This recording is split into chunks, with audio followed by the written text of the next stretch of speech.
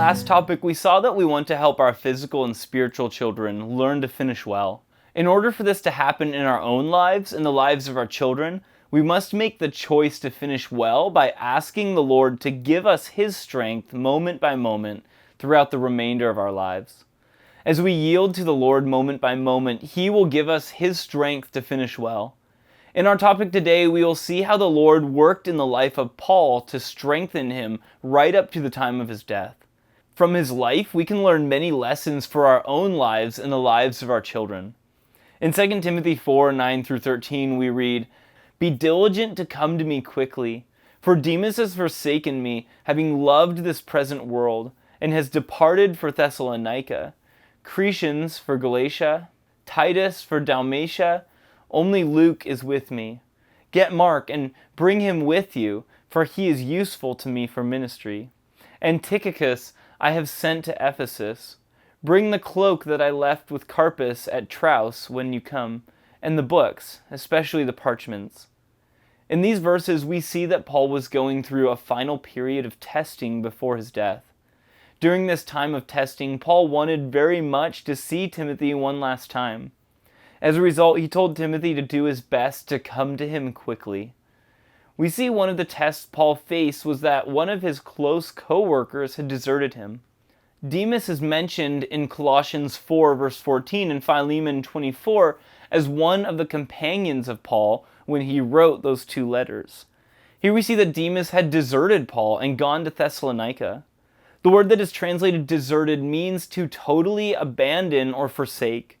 It is the word that Christ used on the cross in Matthew 27 verse 46 and Mark 15 verse 34, where we read, "And at the 9th hour Jesus cried out with a loud voice, saying, Eloi, Eloi, lama sabachthani," which is translated, my God, why have you forsaken me?"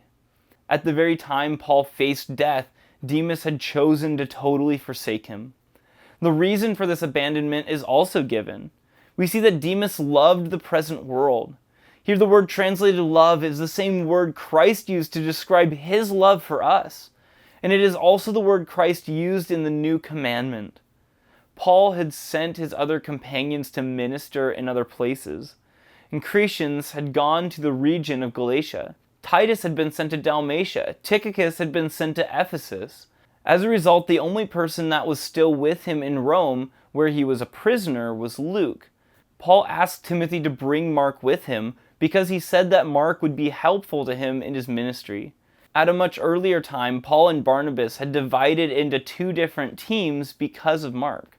In Acts 15:37-39 says, Barnabas wanted to take John, also called Mark, with them, but Paul did not think it wise to take him because he had deserted them in Pamphylia and had not continued with them in the work. They had such a sharp disagreement that they parted company. Barnabas took Mark and sailed for Cyprus. Now Paul had come to realize that Mark would be a great help to him during his final months as he faced death. We can thank the Lord for men like Barnabas who gave Mark a second opportunity and helped him to grow spiritually. Paul asked Timothy to bring 3 things with him when he came. First, Paul wanted him to bring the cloak, which was a heavy coat to protect a person in cold weather, and it could also be used as a blanket. Second, Paul wanted Timothy to bring the books. The books were probably his personal copies of scrolls of the Old Testament books. And third, Paul wanted Timothy to bring the parchments. The word that is translated parchments was the word which would describe animal skins that had been prepared so that important things could be written on them. As a result, they were very expensive. Paul used parchment to write various books to the churches. In 2 Timothy 4:14 and 15 we read, "Alexander the coppersmith did me much harm. May the Lord repay him according to his works. You must also beware of him, for he has greatly resisted our words." Alexander had done much to hinder the work of Paul.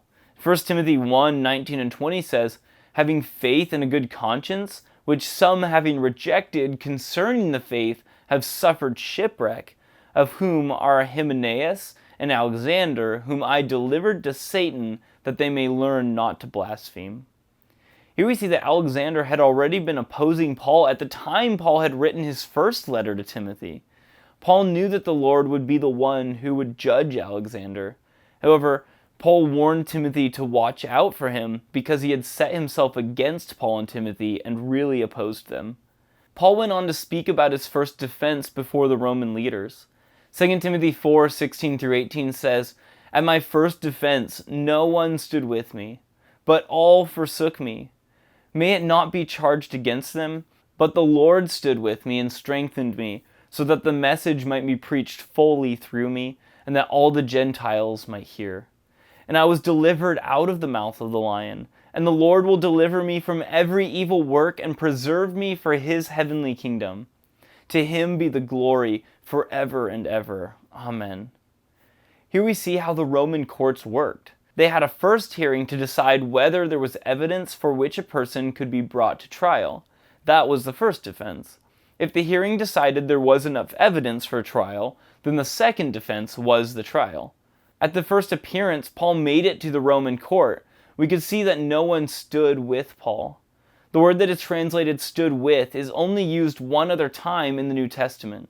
Luke 23:48 says, "And the whole crowd who came together to that sight, seeing what had been done, beat their breasts and returned."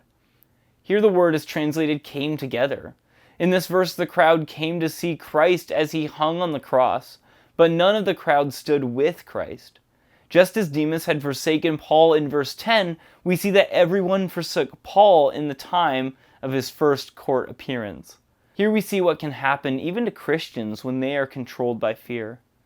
Christ told Peter in Luke 22:31-32, "Simon, Simon, indeed Satan has asked for you that he may sift you as wheat, but I have prayed for you that your faith should not fail, and when you have returned to me, strengthen your brother." Here Christ warned Peter that although he would forsake and deny Christ that night, Christ had already prayed for him.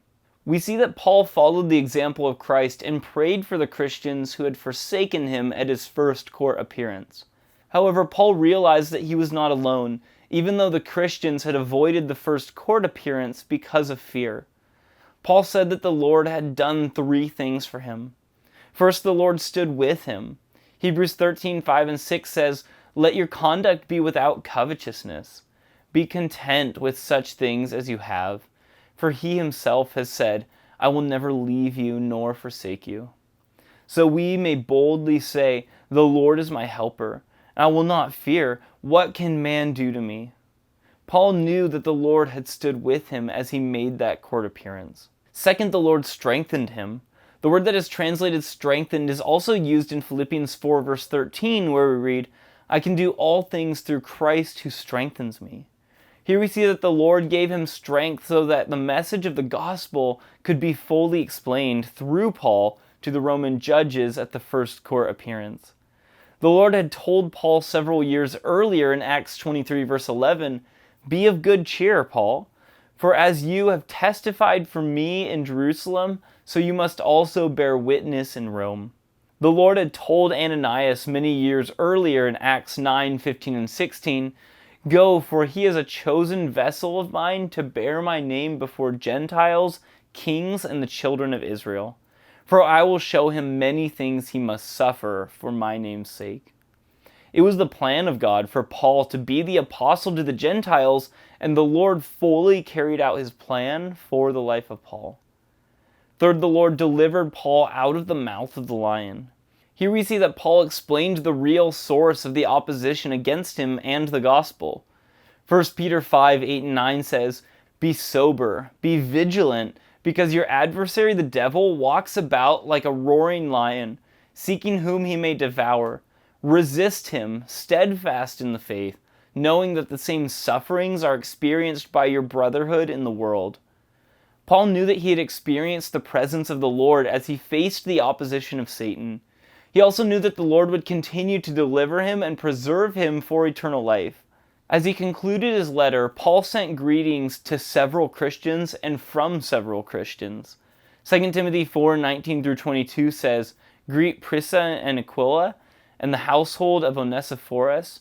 Erastus stayed in Corinth, but Trophimus I have left in Miletus sick. Do your utmost to come before winter. Eubulus greets you, as well as Pudens, Linus, Claudia, and all the brethren. The Lord Jesus Christ be with your spirit. Grace be with you. Amen. Here we see that Paul used each letter he wrote to build stronger relationships between the Christians in different areas. In the same way, we want to help Christians build good relationships with Christians in other areas. We want to help our physical and spiritual children understand how Paul knew that the Lord had strengthened him during his time of testing during the last few months of his life. We can know that the Lord will also give us strength as we face testing.